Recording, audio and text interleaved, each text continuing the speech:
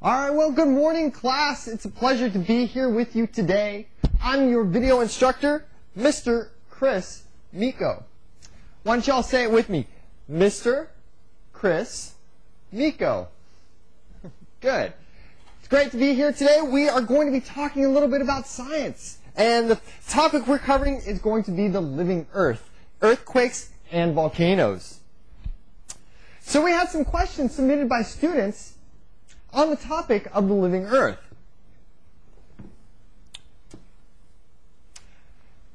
One big question was, why do earthquakes happen? Another one is, what does it feel like to experience an earthquake? And finally, why do volcanoes occur? So these were questions sent in by students much like you, and we're going to cover all three of these questions during our time today. So let's get started. I'm going to start you off with a question in this video. Now, if we take a look at this video playing, you notice it's a map of the Earth. And we've got all these flashes going on here and there. What do you suppose is going on here?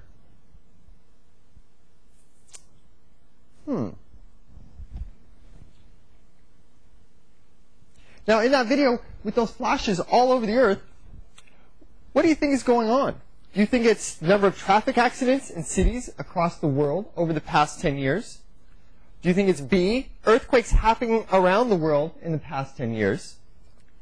Is it C, deforestation patterns around the world? Or is it E,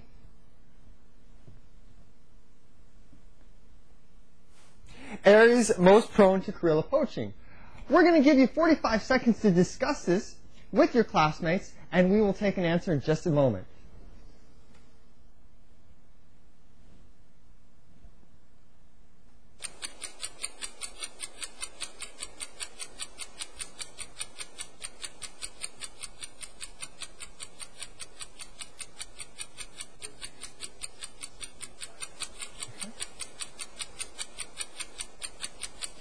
Now, doesn't the monitor switch to show them the question, is it?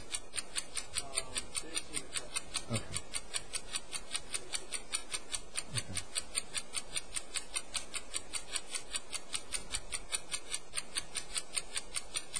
Has everybody answered?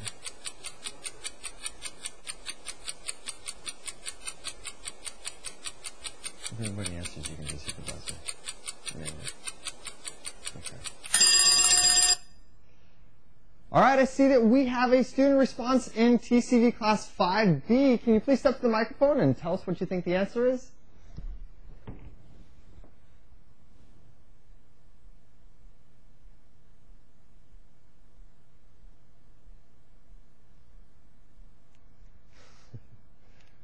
Well, sounds like we're not coming through very clearly from TCV Class 5B.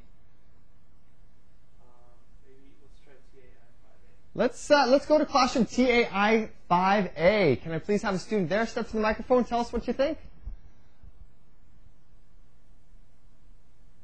I think the answer is B, earthquakes that happened around the world in the past 10 years. If I heard correctly, I heard B, earthquakes that happen around the world in the past 10 years. That is absolutely correct.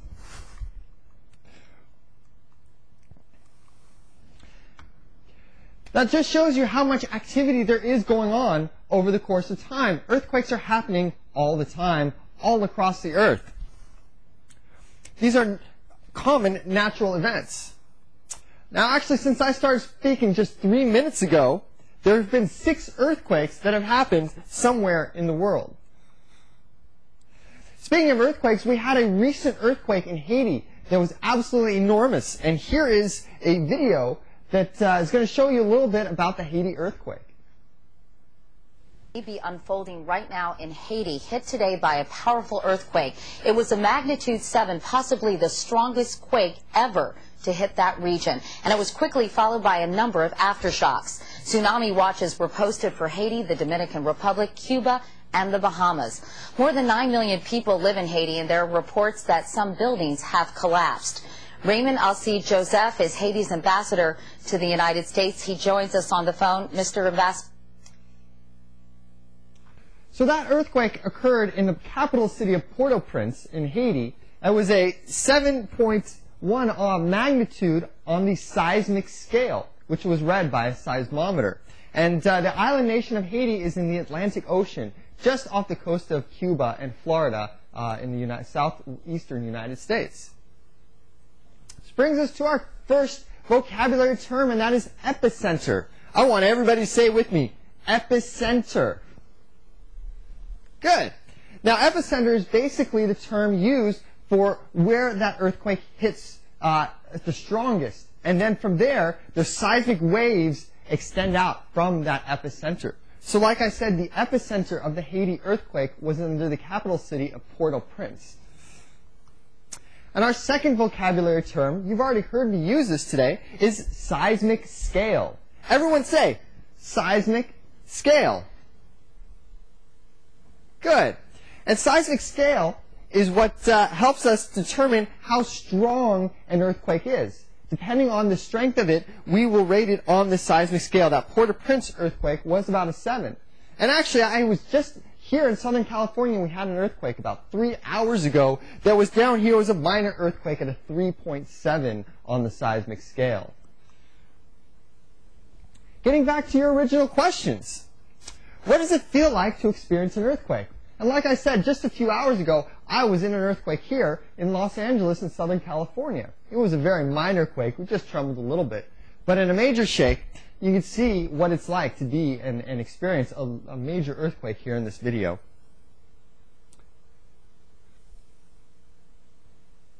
When we least expect it, when we're least prepared, disaster can strike. And few disasters are as unsettling as an earthquake. So it's important for you.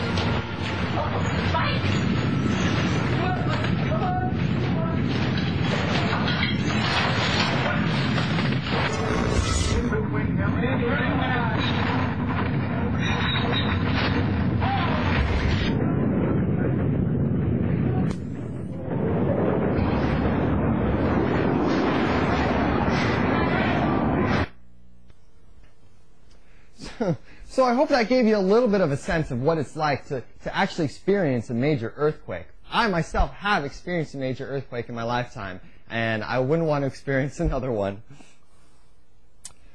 The next question is then, why do earthquakes happen? And that's a very good question.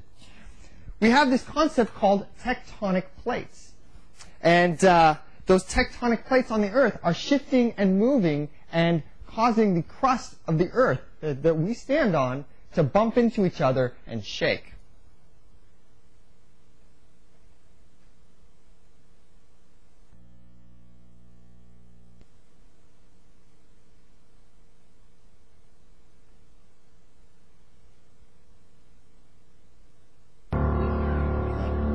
When we least expect.